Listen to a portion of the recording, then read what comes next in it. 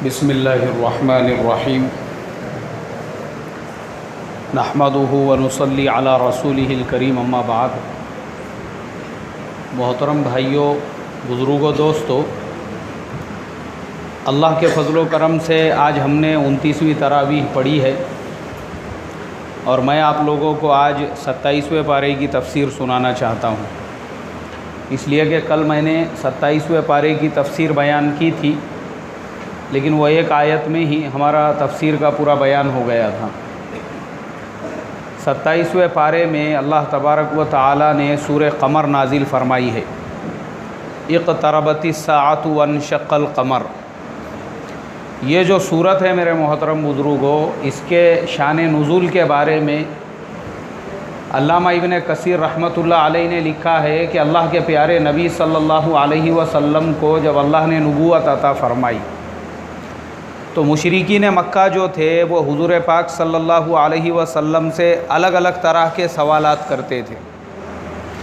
अभी जैसे मैंने 15वें पारे की तफ़सीर में बताया था, जो लोग मेरी तफ़सीर रोज़ाना सुनते हैं उनको पता होगा कि जब अल्लाह के प्यारे नबी सल्लल्लाहु अलैहि वसल्लम को अल्लाह ने नबूवत अता फ़रमाई तो मुशरिकीन सवाल करते थे, क्या सहाबे कहफ़ कौन हैं, और सिकंदर ज़िलक़रनैन कौन थे, और रूह क्या है, और क़यामत कब आने वाली है। इस तरह के सब सवालात होते थे।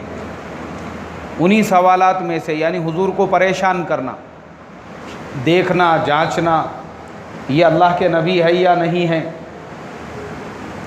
और अल्लाह के नबी ने उनके तमाम सवालात के जवाबात दे दिए। तो ये उनका एक मशगला बना हुआ था। इसी तरीक़े से मिना के मैदान में अल्लाह के प्यारे नबी सल्लल्लाहु अलैहि वसल्लम जहाँ पे 14वीं रात थी और चाँद जो है 14वीं का जो चाँद होता है वो आसमान के ऊपर चमक रहा था। हज़रत अब्दुल्लाह इब्न मसऊद रज़ी अल्लाह ताला अन्हु, जिनकी आँखों के सामने ये वाक़या पेश आया, वो ख़ुद ये रिवायत करते हैं और उनके अलावा कई सहाबा इस वाक़ये के शाहिद है, रावी है। वो फरमाते हैं कि अल्लाह के प्यारे नबी सल्लल्लाहु अलैहि वसल्लम मीना के मैदान में थे, 14वीं की रात थी, आसमान पूरा खुला हुआ था और चाँद जो है वो पूरी तरह से चमक रहा था। अबू सुफियान ने अल्लाह के प्यारे नबी सल्लल्लाहु अलैहि वसल्लम से कहा कि अय मोहम्मद सल्लल्लाहु अलैहि वसल्लम, तुम अगर अल्लाह के सच्चे पक्के नबी हो तो ये जो चाँद नज़र आ रहा है इसके तुमने 2 टुकड़े करना, हम तुम्हारी नबूवत का इकरार कर लेंगे। अल्लाह के प्यारे नबी सल्लल्लाहु अलैहि वसल्लम ने अल्लाह से दुआ की और जब अल्लाह की तरफ से हुक्म आ गया तो नबी अकरम सल्लल्लाहु अलैहि वसल्लम ने चाँद की तरफ अपने शहादत की उंगली से इशारा किया तो वो आधा चाँद मशरिक़ की जानिब और आधा मगरिब की जानिब हो गया। दुनिया में ये नज़ारा सिर्फ़ जो लोग वहाँ पे मौजूद थे उन्होंने ही नहीं देखा, बल्कि हिंदुस्तान के अंदर केरला में एक राजा रहता था, उसका नाम राजा दाहिर या ऐसा कुछ नाम है, मुझे नाम बराबर से याद नहीं आ रहा है। तो वो जो राजा था, उस राजा ने इंडिया में केरला में वो अपने महल की छत पर था 14वीं की रात में, तो उसने देखा कि ये चाँद के 2 टुकड़े कैसे क्या हुए, इसकी तहक़ीक़ की जाए। और उधर दूसरी तरफ अल्लाह के प्यारे नबी सल्लल्लाहु अलैहि वसल्लम ने जब चाँद के 2 टुकड़े किए तो दुनिया भर ने उसको देख लिया। इसीलिए शायर ने कहा है कि उंगली से इशारा, शायर यानी हमारे पीर हज़रत क़ारी सिद्दीक़ अहमद साहब बांदवी रहमतुल्लाह अलैहि की ये नात शरीफ है, ज़िक्र खुदा में हरदम रहना सबके बस की बात नहीं। तो उसी के अंदर एक ये शेर है कि उंगली से इशारा चाँद की जानिब सारे ही इंसान करते हैं, उंगली से चाँद के टुकड़े करना सबके बस की बात नहीं। ये तो अल्लाह के नबी की खुसूसियत थी। उंगली से तो सब लोग चाँद की तरफ इशारा करते हैं, लेकिन अल्लाह के नबी ने चाँद की तरफ जब इशारा किया मुशरिकीन मक्का के तकाज़े पर तो वो चाँद के 2 टुकड़े हो गए। और जब वो चाँद के 2 टुकड़े हुए तो वो मुशरिकीन मक्का जिन्होंने अल्लाह के नबी से ये कहा था कि हम ईमान कबूल करेंगे, लेकिन उनके तकदीर में मुक़द्दर में हिदायत नहीं थी, इसलिए उन्होंने वापस से इनकार किया और कहा कि आए इब्ने अबी कबशा, नऊज़ बिल्लाह, अल्लाह के नबी को अरब का सबसे बड़ा जो जादूगर था उसके नाम से बुलाया और कहा ये तो सरासर आपका जादू है, आपने हमारी आँखों पर जादू कर दिया, इसलिए हमारी नज़रबंदी करने की वजह से हमको चाँद के 2 टुकड़े नज़र आ रहे हैं। हालांकि वो चाँद के 2 टुकड़े होते हुए हिंदुस्तान के एक राजा ने देखा। अब जो राजा ने, देखो कैसे अल्लाह को हिदायत जब किसी को देना होती है तो अल्लाह कैसे हिदायत देते हैं। जो लोग सामने थे, जिनके बोलने पे हुजूर ने चाँद के टुकड़े किए, उनको हिदायत नहीं मिली, वो अपनी बात से फिर गए और उन्होंने क्या कहा कि ये तो जादू है, लेकिन अल्लाह को हिदायत देना था हिंदुस्तान के लोगों को। इसलिए वो जो राजा था उसने अपने चंद नुमाइंदों को मुख्तलिफ़ इलाक़ों में रवाना किया कि जाओ, जाके तहक़ीक़ात करो। अपने नजूमियों से पूछा, जो सितारा देखने वाले ज्योतिषी होते हैं, जो सितारे वग़ैरह देखते हैं, उन्होंने कहा कि ये जो चाँद के टुकड़े किए गए हैं इसका ताल्लुक़ अरब की ज़मीन से है। तो कुछ लोगों को उसने अरब की ज़मीन की तरफ भेजा, लेकिन जब तक वो लोग तहक़ीक़ात करने के लिए, क्योंकि वो ज़माना हमारे ज़माने की तरह से तो था नहीं जहाज़ और ट्रेनों वग़ैरह का, वो भी बेचारे तहक़ीक़ात करते करते करते कहाँ यह हादसा पेश आया। जब वो लोग मक्का मुकर्रमा में और मदीना मुनव्वरा में पहुँचे तो उस वक्त तक अल्लाह के नबी सल्लल्लाहु अलैहि वसल्लम तो मदीना हिजरत करके आपका विसाल भी हो चुका था, सहाबा का ज़माना चल रहा था। उन्होंने दरख्वास्त की कि देखो, हमारे राजा ने इस बात की रिक्वेस्ट की है कि तुम्हारे जिस पैगंबर ने, जिस प्रॉफिट ने अपने उंगली के इशारे से ये चाँद के टुकड़े किए हैं, हम तो चाहते थे कि उनको हमारे यहाँ पर लेकर जाए, इनविटेशन दे, दावत दे, लेकिन वो तो अब दुनिया में रह नहीं, तो तुम उनके मानने वाले हो, इसलिए तुम लोगों से हम दरख्वास्त करते हैं कि तुम ही हमारे साथ में चलो ताकि हमारे राजा को बता सको। तो उस ज़माने में जो खलीफतुल मुस्लिमीन थे, उन्होंने चंद सहाबा को, ये सहाबा का ज़माना है, हिंदुस्तान के सरज़मीन की तरफ रवाना किया कि जाओ इनके साथ में। और वो सहाबा इकराम रिज़वानुल्लाहि ताला अलैहिम अजमईन, जिनके बाबरकत कदम सबसे पहले हिंदुस्तान के सरज़मीन पर पड़े, वो केरला का इलाक़ा था। सहाबा के बाबरकत कदम वहाँ पर पड़े और पढ़ने के बाद फिर वो राजा मुसलमान हो गया, और राजा मुसलमान होते ही पूरी क्या पूरी जो प्रजा थी वो भी क्या हो गई भाई, मुसलमान हो गई। इसीलिए आपको हिंदुस्तान में मुसलमानों का सबसे ज़्यादा परसेंटेज अगर कहीं पर मिलेगा तो वो कहाँ पर है, केरला के अंदर है। केरला में कुछ ज़िले ऐसे हैं जहाँ 99% आबादी मुसलमानों की, और सबसे पहली जो मस्जिद है वो मस्जिद भी केरला के अंदर हिंदुस्तान की, उसका नाम है चीरामन की जामा मस्जिद। एक बस्ती है, गांव है, उस गांव का नाम चीरामन है, जहाँ पे सबसे पहले वो मस्जिद तामीर की गई थी। केरला में कोडिंगलूर नाम का एक डिस्ट्रिक्ट है, वहाँ पर वो चीरामन गांव है जहाँ पर सहाबा इकराम ने ये मस्जिद की तामीर की थी। हिंदुस्तान की पहली मस्जिद जो तकरीबन 1400 साल से कायम और दायम है। तो हिंदुस्तान में जो इस्लाम आया, इससे हमको ये पता चलता है कि मुसलमान पीस वाले लोग हैं, अमन वाले लोग हैं। मुसलमानों ने मार ठोक के लोगों को मुसलमान नहीं बनाए, जंग करके मुसलमान नहीं बनाए, लड़ाई झगड़े करके मुसलमान नहीं बनाए, बल्कि अखलाक के रास्ते से, दावत के रास्ते से, प्यार के रास्ते से, अमन के रास्ते से 1400 साल पहले मुसलमान हिंदुस्तान में केरला के रास्ते से आए और वो पूरा खित्ता मुसलमान हो गया, और फिर उनकी बरकत से मुसलमानों का दायरा इस मुल्क में बढ़ता गया। सहाबा के आने के तकरीबन 100-125 साल बाद में फिर मुसलमान सिंध के रास्ते से उधर से आए, तो भी वो सिंध तक आए, फिर वहाँ से चले गए।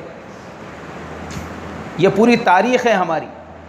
तो मुझे असल में हिंदुस्तान की तारीख़ नहीं बताना है कि हिंदुस्तान में इस्लाम कब आया और कौन से रास्ते से आया और किसने कौन से सन में हिंदुस्तान के अंदर एंट्री की। असल जो मुझे बताना है अल्लाह के नबी सल्लल्लाहु अलैहि वसल्लम का मुअज्ज़ा और ये सूरत का शान नुज़ूल कि अल्लाह ने ये जो सूरत है सूरह क़मर, इसका नाम ही क़मर है, अरबी ज़ुबान में 14वीं रात के चाँद को क़मर कहा जाता है। इक़्तरबतिस्साअतु वन्शक़्क़ल क़मर व इन यरौ आयतन युरिदू व यक़ूलू सिहरुम मुस्तमिर। अल्लाह ने ये पूरी सूरत नाजिल फरमाई। तो पता ये चला कि जिन्होंने चाँद को के तरफ इशारा करके उसके 2 टुकड़े करने के लिए कहा था, हिदायत उनको नहीं मिली, लेकिन हिंदुस्तान में जिन्होंने देख लिया अल्लाह ने उनको क्या अता फरमाई भाई। इसीलिए कुरान में आगे फरमाया 20वें पारे में कि इन्नका ला तहदी मन अहबब्ता वलाकिन्नल्लाह यहदी मन यशा। हिदायत का देना ये तुम्हारे हाथों में नहीं है, हिदायत देने वाली ज़ात किसकी है? अल्लाह की है। अल्लाह जिसे चाहे उसको हिदायत देते हैं। इसलिए जो नज़रों के सामने मीना के मैदान में बैठे हुए थे उनको तो हिदायत नहीं मिली, लेकिन हज़ारों किलोमीटर दूर हिंदुस्तान में बैठे हुए लोगों को हिदायत मिल गई और वो सब ईमान में भी दाखिल हुए और उन्होंने इस मुल्क की पहली मस्जिद को भी तामीर किया और वो पूरा खित्ता मुसलमान और ईमान वालों से भर गया और आज भी वो ईमान के ऊपर कायम और दायम है। ये खुसूसियत है इस्लाम की। तो ये जो सूरत है आगे इसमें अल्लाह ने क़यामत की तरफ भी इशारा किया कि ये मत समझो क़यामत बहुत दूर है, क़यामत भी अन करीब आने वाली है। अल्लाह के नबी ने फरमाया कि मेरा ज़माना और क़यामत का ज़माना इतना करीब है जैसे ये 2 उंगलियां एक दूसरे के करीब करीब है।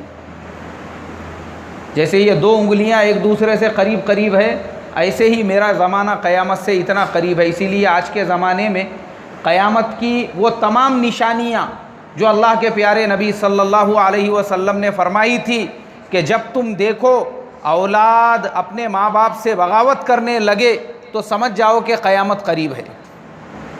अब आज हमारे ज़माने में यही हो चुका है। आज की औलादें माँ बाप की फर्मा बरदारी करने के लिए तैयार नहीं है।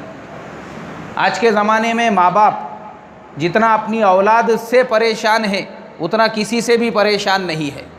औलाद की नाफरमानियाँ, औलाद की बगावतें, औलाद का इन्हिराफ, ये सब क़यामत की निशानियाँ हैं। इसीलिए आप लोगों ने जो लोग न्यूज़ पढ़ते होंगे उनको पता होगा कि बॉम्बे के अंदर रमज़ान शुरू होने से एक 8 से 10 दिन पहले एक लड़का जिसके वालिद ख़ुद पुलिस के बड़े ऑफिसर थे, उसने अपने हाथों से अपनी माँ को ज़ुबाह कर दिया। और बच्चे की उम्र कितनी थी? मुश्किल से 15 से 16 साल। अच्छा, माँ की उसकी दुश्मनी क्या थी? सिर्फ ये थी कि माँ उसको हमेशा मोबाइल रखने के लिए, स्टडी करने के लिए बोलती थी और बेटा ये कहता था कि मुझे मेरे मनमानी की ज़िंदगी गुजारने दो। और माँ कहती थी कि बेटा एग्ज़ाम करीब है, स्टडी करो, मुताला करो, पढ़ो, कॉलेज का पढ़ो, स्कूल का पढ़ो। आखिर उसने जो है जब देखा कि माँ की तरफ से ज़्यादा मेरे ऊपर, यानी माँ मेरा बाप मुझे कुछ बोलता नहीं है, माँ ही मेरी दुश्मन बनी हुई है, तो उसने माँ का खात्मा कर दिया। कितनी मिसालें हैं ऐसी, सैकड़ों मिसालें हैं आज हमारे ज़माने में। और ये बात अल्लाह के प्यारे नबी सल्लल्लाहु अलैहि वसल्लम 1450 साल पहले बता के चले गए थे। जब देखो कि औलादे नाफरमान हो और माँ बाप से बगावत करने लग जाए तो समझ जाना कि क़यामत करीब है। आज हमारे ज़माने में वही हो रहा है। फिर अल्लाह के नबी सल्लल्लाहु अलैहि वसल्लम ने फरमाया, जब तुम ये देखो कि शराब का नाम बदल कर उसको पिया जाने लगे तो समझ जाना कि क़यामत करीब है। आज हमारे ज़माने में क्या हो चुका है? शराब को नाम बदल कर अल्कोहल जो होता है वो आज हमारे ज़माने में इतना आम हो चुका है।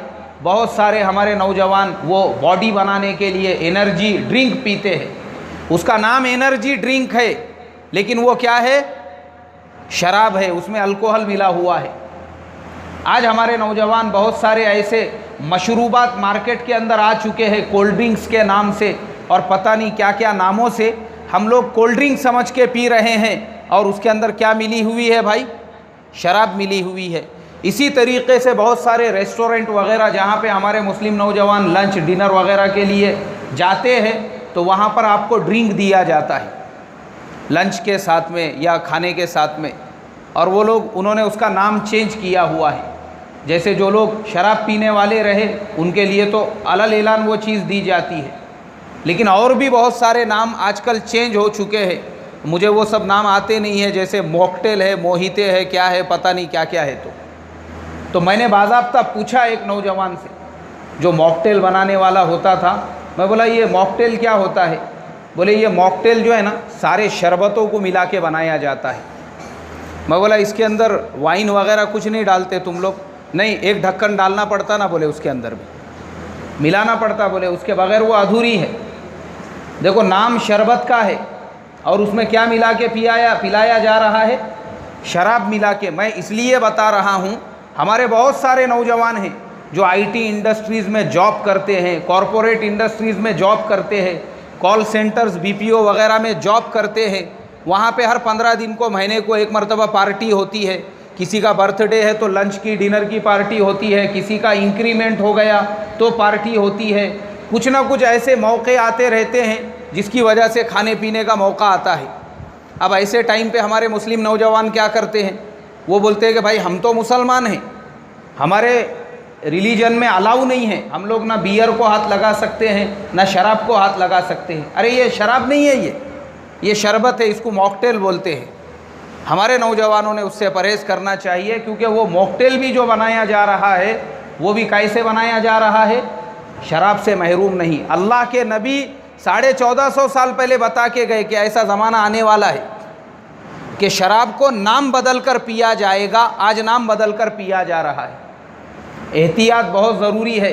ऐसी हर अजनबी जगह जहाँ पे आपको मालूम नहीं है कि खाने पीने की चीज़ें हलाल है या नहीं है, या जो हम पी रहे हैं वो मशकूक है या कैसा है, हमने उससे परहेज़ करना चाहिए, एहतियात बरतना चाहिए।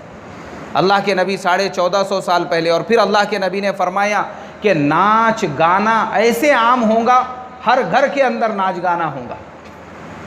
आज मेरे मोहतरम बुजुर्गों, दोस्तों, आज हम लोग देख रहे हैं हमारे समाज में, हमारे मुआशरे में हम लोगों को नाच से, गाने से, डीजे से इतनी मोहब्बत हो चुकी है। हमारे घर का कोई फंक्शन, चाहे वो शादी हो, चाहे बिया हो, चाहे खुशी का मौका हो, चाहे किसी बच्चे की विलादत हो, कोई भी ऐसा प्रोग्राम आज हमारे घरों का वो डीजे और नाच गाने से महरूम नहीं है। आम हो चुकी है ये चीज़ें। अगर जिसके घर में शादी बिया के प्रोग्राम के टाइम पे ये रसूम ना अदा की जाए, ऐसे इंसान को पिछड़ा हुआ समझा जाने लगा है। पिछड़े लोग हैं बोले ये लोग मॉडर्न नहीं है, ये हालात के हिसाब से नहीं। इसलिए मुसलमानों को इतनी मोहब्बत हो चुकी है डीजे से कि बाज़ लोग ऐसे भी देखने मिले घर में खाने के वास्ते नहीं है, सूद से कर्जे लेके बच्चों के बर्थडे मनाए जा रहे हैं और उसके अंदर डीजे बजाया जा रहा है और उसमें नाच गाना हो रहा है। अल्लाह के नबी 1450 साल पहले बता के गए। आज मुसलमानों का, आज मोहतरम बुजुर्गों, ये जो हालात है ना हमारे ऊपर, ये ऐसे ही नहीं आए हैं। अल्लाह का ये निज़ाम है, जैसे आमाल ज़मीन से आसमान की तरफ जाते हैं, वैसे ही फ़ैसले आसमान से ज़मीन के ऊपर आते हैं। आज हम अपना जायज़ा लो ना, हमारे शादी ब्याह का क्या हाल हो चुका है। हमारे यहाँ पे अल्लाह हमारी हिफाजत फरमाए, इतनी मोहब्बत हो चुकी है हमको डीजे से, नाच गाने से, कि वो एक हिस्सा बन चुका है हमारे शादी का, हमारे फंक्शन का, हमारे बच्चे के पैदाइश का, हमारे बच्चे के बर्थडे का। और अल्लाह के नबी 1450 साल पहले, और फिर उसके बाद अल्लाह के नबी ने फरमाया कि क़यामत का ज़माना जब तुम देखो औरतें कपड़े पहनकर भी बरहना नज़र आ रही हो तो समझ जाना कि क़यामत करीब है। आज हमारे ज़माने में क्या हो चुका है, मर्दों को अल्लाह के नबी ने हुक्म दिया कि टखनों से ऊपर पाजामा पहनो, तो मर्द टखनों से ऊपर पाजामा पहनने को तैयार नहीं है, और औरतों को हुक्म दिया कि वो टखनों से नीचे पाजामा पहने। तो औरतों के तमाम कपड़े आपको वो मिलेंगे जो ख़ास तौर पे ऐसे बनाए जाते हैं जो बीच पहुँचे तक होते हैं, यानी टखनों से ऊपर तक होते हैं, वो पूरा हिस्सा खुला होता है। अल्लाह की खुली हुई नाफरमानी है ये। आज हमारे ज़माने में वही हो रहा है, औरतें कपड़े पहनकर भी बरहना नज़र आ रही है। एक मर्द वो तो माशाअल्लाह कपड़े पहना हुआ है, चाहे आपने फॉर्मल ड्रेस पहना हो, या आपने कैजुअल ड्रेस पहना हो या आपने पैजामा कुर्ता पहना हो, कुछ भी पहना हो, मर्द का पूरा जिस्म ढका हुआ होता है। चाहे आप पैंट शर्ट पहनने वाले, जो फॉर्मल ड्रेस होता है उसमें भी पूरे आस्तीन होते हैं, वो भी पूरा फुल ड्रेस होता है, चलो कम से कम जिस्म पूरा उसके अंदर ढका हुआ है। लेकिन औरतों का मुआशरा ऐसा हो चुका है कि उनका फॉर्मल भी वो होता है जिसके अंदर पूरे हाथ बरहाना नज़र आते हैं, उनका कैजुअल भी वो होता है जिसके अंदर पूरे घुटने नज़र आते हैं। तो कपड़े पहनकर भी वो औरतें क्या नज़र आ रही है भाई? बरहना नज़र आ रही है। और ख़ुद हमारे मुसलमान मुआशरे में चेहरा खुला रखकर मस्तूरात का बाहर निकलना ये आम हो चुका है। अरे ये बेपर्दगी है। आज हम लोग अपने आप को मॉडर्न समझते हैं। नहीं भाई, हम तो मॉडर्न लोग हैं, इस्लाम पे तो हम अमल कर रहे हैं, हमारे घर की माँ बहनें पूरा बुर्का पहनती है, लेकिन चेहरा ढकना कोई ज़रूरी थोड़ी है। आजकल आप देखो, कारों में बैठने वाली मुस्लिम मस्तूरात, मोटरसाइकिलों पे बैठने वाली मस्तूरात, या शॉपिंग करने वाली, बाज़ारों वग़ैरह में घूमने वाली मस्तूरात। पहला ज़माना ऐसा था कि मुसलमान माँ बहनें वो ये भी गवारा नहीं करती थी कि उनकी आंखें नज़र आए। और आज इतना बेहयाई का ज़माना आ चुका है कि चेहरा ढकना ये ऐब समझा जाने लगा है। चेहरा खुला रखने का एक फ़ैशन बना हुआ है आज के बुर्क़े में। बुर्क़ा तो पहनो, बोले चेहरा पूरा खुला रखो। ये कैसा बुर्क़ा है, ये कैसा पर्दा है? अल्लाह हमारी तुम्हारी हिफाजत फरमाए। इसलिए मोहतरम बुज़ुर्गों, हम अपने घर की मस्तूरात को, अपनी माँ बहनों को चाहे कार में लेकर निकलो या बाइक के ऊपर लेकर निकलो, उनका चेहरा क्या होना चाहिए? ढका हुआ होना चाहिए। चेहरे का भी पर्दा है, चेहरा ढकना भी ज़रूरी है। और मुसलमानों में आज कुछ लोग, कुछ मुसलमान, देखो मैं आपको दो कैटेगरीज़ के मुसलमान बताता हूँ। एक तो वो कैटेगरी है जो कन्वर्टेड मुस्लिमीन की है, जो बाहर से इस्लाम में आए हुए हैं। उनके ज़िंदगी में आप पर्दा देखो, उनके ज़िंदगियों में कैसे पर्दा है। जैसे आज यूरोप के मुल्कों में, जर्मनी है, फ्रांस है, यूरोप में सबसे तेज़ी से इस्लाम जो है वो फ्रांस में फैल रहा है। आज फ्रांस के अंदर तकरीबन आज से चंद साल पहले सुनने में मिलता था कि वहाँ पे 5% मुसलमान हैं, 4% मुसलमान हैं। लेकिन अभी एक लेटेस्ट जो रिपोर्ट आई है उसके हिसाब से वहाँ पे 12% मुसलमान हो चुके हैं। यूरोप का सबसे ज़्यादा मुस्लिम आबादी वाला कंट्री अगर कोई है वो फ्रांस है। हर मुल्क में आबादी बढ़ रही है। अब वहाँ की वो औरतें, वो लड़कियाँ जिन्होंने ऑक्सफोर्ड, कैम्ब्रिज यूनिवर्सिटीज़ में तालीम हासिल की, वहाँ से डिग्रियाँ ली, हायर एजुकेटेड, एकदम हायर पढ़ी लिखी लड़कियाँ। अभी आपको सुन के हैरत होंगी कि ब्रिटेन के जो प्रेसिडेंट थे या वहाँ के जो पीएम थे, टोनी ब्लेयर, आज से कुछ साल पहले, नाम सुना होगा आपने उनका, उनकी साली वो बीबीसी लंदन के अंदर जॉब करती थी। तो शायद उसको अफ़गानिस्तान में या कहीं पे रिपोर्टिंग के लिए जाने का मौका मिला, तो उसने देखा वहाँ पे कि मुसलमान औरतें कैसे अपने आप को छुपाती है, कैसे अपने चेहरे को ढकती है।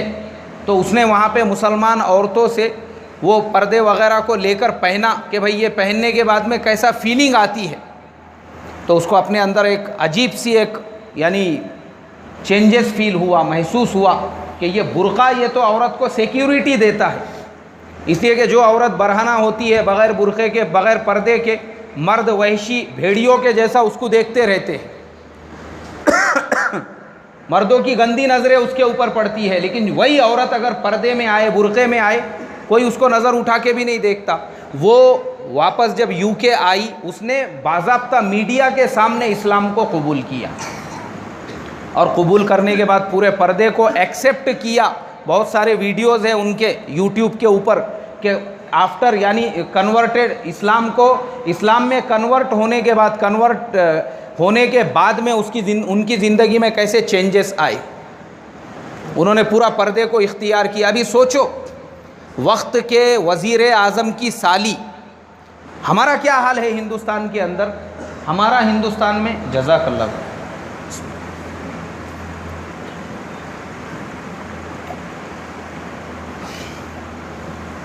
हमारा हिंदुस्तान में ये हाल है कि अगर हमारे यहाँ पे कोई लड़की वो ग्रेजुएशन की डिग्री ले ले या वो डीएड या बीएड कर ले, उसके पैर ज़मीन के ऊपर नहीं टिकते हैं। फिर उसको लगता है कि मैं काहे को पर्दा करूं, मैंने तो बहुत बड़ी डिग्री ले ली। अब आप देखो उसके कंपैरिजन में बीबीसी लंदन के अंदर वो चीफ इंचार्ज थी, और वो भी वक्त के प्राइम मिनिस्टर की साली।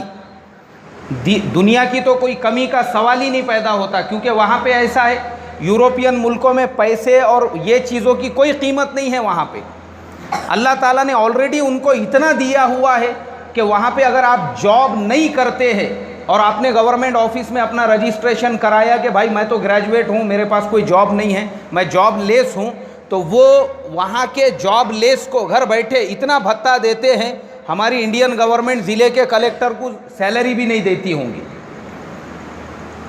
इतना वहाँ पे भत्ता मिलता है। और अगर वो उसके अंदर मेंटेन करे कि भाई मुझे जो है ना, वो मेंशन करे उसके अंदर कि भाई मुझे घर भी मेरा भाड़े का है, किराए का है, तो वो किराया भी देंगे आपको। ये तमाम चीज़ें, वो तमाम चीज़ों की वहाँ पे फैसिलिटीज़ होने के बाद में ये सब, यानी दुनिया की कोई कमी नहीं है वहाँ पे।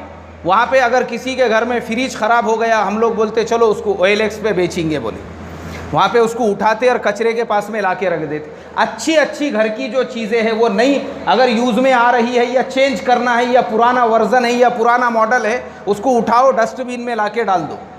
हमारे यहाँ पे देखते कब भंगार का गाड़े वाला आता क्या मालूम गली में, तो पुराने जो हमने बॉटल्स भी जमा किए हुए हैं हम उसके पास देने की कोशिश करते। तो वहाँ पे ये लाइन से तो कोई सवाल ही नहीं पैदा होता, क्योंकि अल्लाह ने वो लोगों को इतनी खुशहाली दी है। और हमारा हाल ये है कि अगर 12-15 हज़ार की सैलरी की कोई जॉब भी मिल जाए तो वो लड़की को ऐसा फील होता है कि पता नहीं अब मैं यहाँ की कौन सी एक आधी मिनिस्टर तो नहीं बन गई बोल के, अब मैं क्यों पर्दा करूँ। यानी थॉट्स जो है, जो थिंकिंग है, वो एकदम हवा में उड़ने लगती है हमारी। और मैं आपको उनके एग्जाम्पल्स दे के बता रहा हूँ कि देखो वो यूरोपियन लोग, वो क्रिश्चियनिटी में पले हुए, कैम्ब्रिज ऑक्सफोर्ड यूनिवर्सिटीज़ के डिग्री होल्डर सैकड़ों की तादाद में इस्लाम में आ रहे हैं। आप देखो यूट्यूब खाली आपको जो है ना पुराने क्रिकेट मैचेस के वो देखने के लिए नहीं है, रिकॉर्ड देखने के लिए। उसमें कभी ये भी डालो कि कन्वर्टेड मुस्लिम्स इन यूरोप बोल के, या जिस मुल्क में आपको डालना है, देखो कितने बयान आते हैं लोगों ने कैसे कैसे इस्लाम को कबूल किया वहाँ पर, और सारी ज़िंदगी उन्होंने अपनी चेंज कर दी और उनको सुकून मिल रहा है, पीस मिल रहा है। यहाँ तक कि देखो मैंने अभी जो हिदायत के बारे में बताया कि अल्लाह जिसको हिदायत देना चाहे कैसी देते हैं। अमेरिका ने इराक़ के ऊपर हमला किया, अफ़गानिस्तान पे हमला किया। हमको सिर्फ ये जो इराक़ वार है, अफ़गान वार है, उसका खाली एक साइड मालूम है, हमला किया, वहाँ पे आर्मी गई। दूसरा साइड मालूम है हमको? इसका दूसरा साइड ये है कि जो आर्मी वहाँ पर गई उन्होंने मुसलमानों के कल्चर को देखा। ये मुसलमान 5 वक्त की नमाज़ कैसे पढ़ते हैं, अजान होती है तो मुसलमान दुकान छोड़ के, कारोबार छोड़ के, घर छोड़ के, सब छोड़ के जा रहे हैं मस्जिद की तरफ। बोले यार यहाँ पे साला वीक में एक टाइम संडे को विज़िट करने का है अपने को चर्च में जाके, तो वो भी हमारे से होता नहीं। क्यों? सुबह में नींद ही बेदार नहीं होती। कई लोग हैं ऐसे, उनको सालों हो चुके हैं, बोले मैंने कभी चर्च देखा भी नहीं है कैसा। इसीलिए वो मुल्कों के अंदर दहरियत बढ़ रही है। और ये जो हमारे हिंदुस्तान में भी जो नॉन मुस्लिम्स हमारे साथ में रहते हैं, उनमें भी आपको ऐसे हज़ारों मिलेंगे कि उनके सैकड़ों दिवाली दशहरे गुजर गए, मगर उनको आज तक कभी दर्शन की वो नहीं मिली, फुर्सत ही नहीं मिली। क्यों? टाइम ही नहीं है। यहाँ खाने को टाइम नहीं है तो वहाँ जाने को किसके पास टाइम रहेगा? बोले लोगों की थॉट्स, जो पढ़े लिखे लोग होते हैं वो ऐसा ही सोचते हैं। तो ये जो आर्मी वहाँ पे गई थी, इन्होंने वही किया था। इन्होंने बोले हम लोग अपने मुल्कों में हम 8-8 दिन तक चर्च में नहीं जाते, लेकिन यहाँ ये मुसलमानों में ऐसी क्या स्पिरिट है मस्जिद के अंदर, मस्जिद में ऐसा क्या अट्रैक्शन है, मस्जिद के अंदर ऐसा क्या है, क्या ये कि ये मुसलमान सुबह 4:30 बजे भी अगर अजान हो रही है तो फजर की नमाज के लिए कहाँ जा रहे हैं? मस्जिद के अंदर। अभी नमाज पढ़े भी नहीं, दुकान खोले भी नहीं, अभी बैठे भी नहीं कि ज़ोहर की अजान हो रही है, तो फिर वापस से कहाँ जा रहे हैं? मस्जिद की तरफ।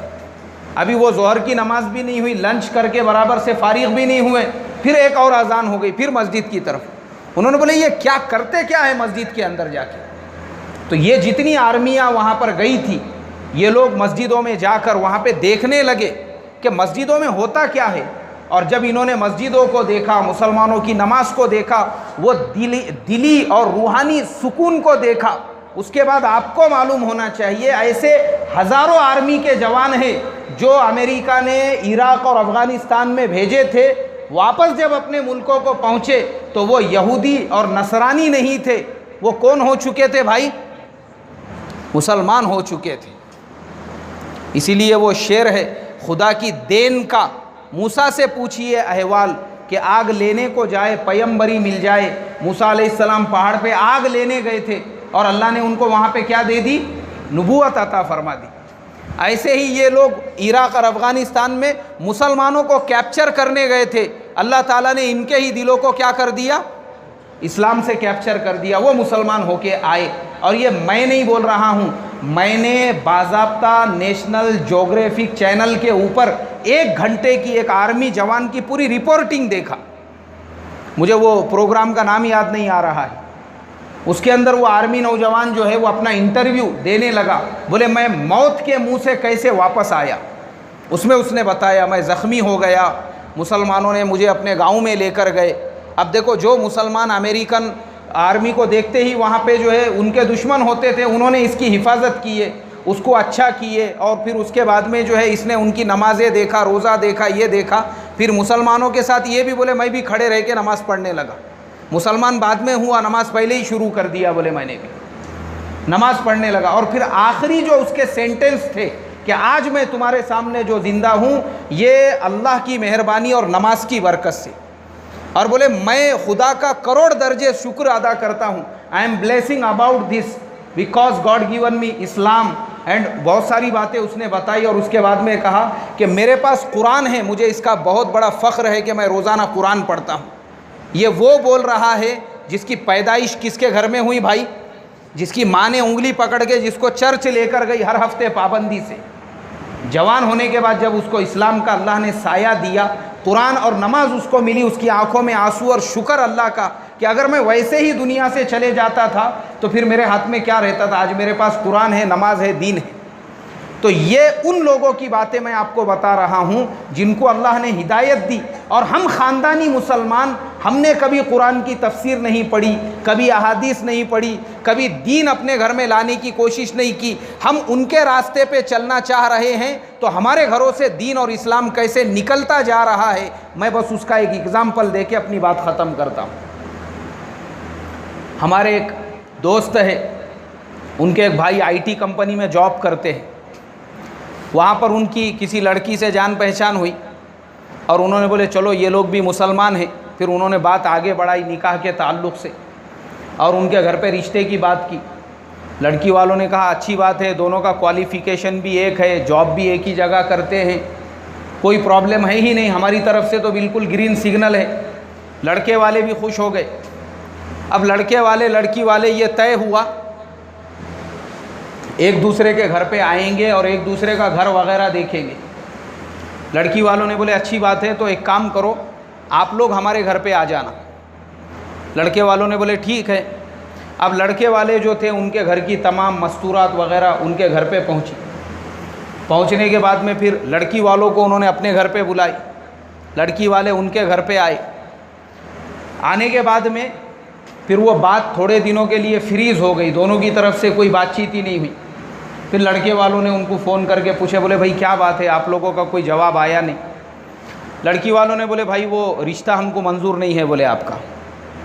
लड़के वालों ने बोले भाई क्या बात है, पहले तो आपने बोले कि माशाल्लाह दोनों भी अच्छे हैं, साथ में काम करते, सारी चीज़ें हैं। लड़की वालों ने बोले कैसा है, दोनों साथ में काम करते, दोनों ने एक दूसरे को वहीं देखे, दोनों ने एक दूसरे का कल्चर नहीं देखे थे। बोले अभी जब हमने आपका कल्चर देखे तो पता ये चला कि आप लोग एकदम पुराने ख़यालात के लोग हैं। आपके घर की जितनी मस्तूरात आई थी सब ने बुर्क़े पहने हुई थी। आपके घर को भी हम लोग जब आए तो हमने देखे तुम्हारे घर में जगह जगह पे मुसल्ले लटक रहे हैं, तस्बीह लटक रही है, महराब में कुरान पाक वगैरह रखा हुआ है, और तुम्हारे यहाँ नमाज का एहतमाम, और सारी औरतें दुपट्टा, घर के अंदर भी है तो पूरे चेहरे को दुपट्टा लिपटी हुई है। हम लोग एकदम लिबरल लोग हैं। हमारे घरों में ये बुर्क़े, ये तस्बीह, ये सब चीज़ें ख़त्म हो चुकी है। खाली हम लोग मुसलमान हैं, बस हम कास्ट अपनी लिखाते हैं, हम मुसलमान हैं। इसके अलावा हमारी बच्ची अगर तुम्हारे घर में निकाह करके जाएंगी फिर तुम हमारे बच्ची को भी बोलेंगे पर्दा कर, बुर्का कर, इसलिए कि हमने तो हमारे बच्ची को बचपन से जीन्स और टी शर्ट पहनना सिखाया है, बुर्का तो पता भी नहीं है उसको। वो सब हमारे घरों से ख़त्म हो चुका है। हम लोग एकदम मॉडर्न ख़यालात के लोग हैं। इसके लिए हमारा तुम्हारा जमने वाला नहीं, क्योंकि कल अगर तुम हमारे बच्ची को बोलेंगे बुर्का पहन तो वो नहीं पहनने वाली, वहाँ पे उनका रिश्ता ख़त्म हो गया। ये वाक़या इबरत है मेरे तुम्हारे लिए कि यूरोप के लोग मुसलमान होके वो किसको इख्तियार कर रहे हैं?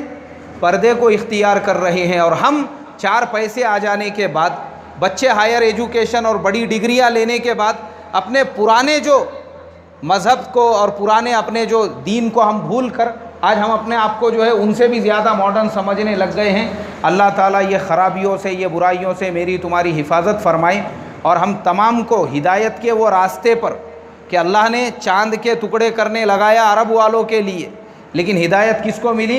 हिंदुस्तान वालों को। ऐसे ही अल्लाह ताला हम तमाम को भी हिदायत अता फ़रमाए, हिदायत नसीब फ़रमाए और हम तमाम को अपने औलादों की सही तालीम, सही तरबियत करके उनको इस्लामिक कल्चर में ढाल कर, कि हमारा बच्चा चाहे इंग्लिश स्कूल में पढ़े, मराठी स्कूल में पढ़े, हमारा बच्चा चाहे कॉन्वेंट स्कूल में पढ़े, चाहे कुछ भी बने, हमारा बच्चा डॉक्टर बने, इंजीनियर बने, बनाओ। आज वक्त की ज़रूरत है। मुसलमानों ने सबसे ज़्यादा IPS, UPSC, MPSC करने की ज़रूरत है।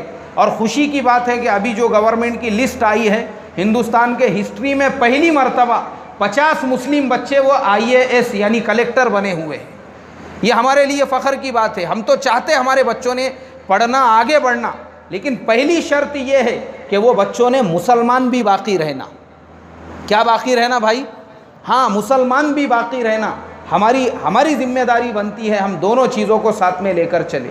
करेंगे फ़िक्र और कोशिश। अल्लाह मुझे आपको अमल की तौफ़ीक़ अता फ़रमाए। सुभान अल्लाहि व बिहम्दिही सुभान। अच्छा, दुआ करना है। बिस्मिल्लाहिर्रहमानिर्रहीम। अल्लाहुम्मा सल्ली अला सय्यिदना व हबीबना व शफ़ीअना व मौलाना मुहम्मदिन व बारिक वसल्लिम। रब्बना आतिना फ़िद दुनिया हसना व फ़िल आखिरति हसनतन व क़िना अज़ाबन्नार। अल्लाह हमारे गुनाहों को माफ़ फ़रमा, ख़ताओं को दरगुज़र फ़रमा, आफ़ियत का मुआमला फ़रमा। अल्लाह हमारे पूरे रमज़ान के महीने के तमाम इबादत को बेइंतहा कबूल फ़रमा, हमारे रोज़ों को कबूल फ़रमा, हमारी तरावियों को कबूल फ़रमा। अल्लाह हमारे कुरान पाक की तिलावतों को कबूल फ़रमा। अल्लाह तूने ये मुबारक महीना हमको अता फ़रमाया था, हमने इसकी कदरदानी नहीं की। अल्लाह हमको इसकी कदरदानी करने की तौफ़ीक़ अता फ़रमा। अल्लाह इस महीने की कदरदानी की तौफ़ीक़ अता फ़रमा। और अल्लाह जितनी हमारे से लग़ज़िश ख़ताएँ हुई है अल्लाह अपने फ़ज़ल व करम से मुआफ़ करने के फ़ैसले फ़रमा। अल्लाह इस बस्ती पर ख़ुसूसी रहमतें नाज़िल फ़रमा। अल्लाह इस बस्ती से दीन के दाई, दीन के शहदाई पैदा फ़रमा। अल्लाह इस बस्ती के नौजवानों में जैसे तेरे दीन का जज्बा है, ताक़ रातों में जागने का जज्बा है, अल्लाह ये जज्बा शहर के तमाम मसाजिद के और पूरी उम्मत मुस्लिमा के नौजवानों में पैदा फ़रमा। अल्लाह जो परेशान हाल है उनकी परेशानियों को दूर फ़रमा, जो कर्ज़ों में घिरे हैं उनको कर्ज़ों से नजात अता फ़रमा, जो बेरोज़गार है उन नौजवानों को रोज़गार अता फ़रमा। अल्लाह जो बे औलादे हैं उनको नेक सालेह औलाद अता फ़रमा। जो अपनी बहन बेटियों के निकाह के लिए परेशान हैं अल्लाह उनके बहन बेटियों के निकाह के इंतज़ामात फ़रमा। जो नाजायज़ मुक़द्दमों में फंसे हैं उनको मुक़द्दमों से खलासी अता फ़रमा। अल्लाह बहुत सारे भाइयों ने दुआ के लिए कहा है, लिखा है, अल्लाह उन तमाम की दुआओं को बेइंतहा कबूल फ़रमा और अल्लाह हमारी दुआओं को भी अपने फ़ज़ल व करम से कबूल फ़रमा। सल्लल्लाहु तआला अला खैरि ख़ल्क़िही मुहम्मदिन व अला आलिहि व अस्हाबिही अजमाइन बिरहमतिका।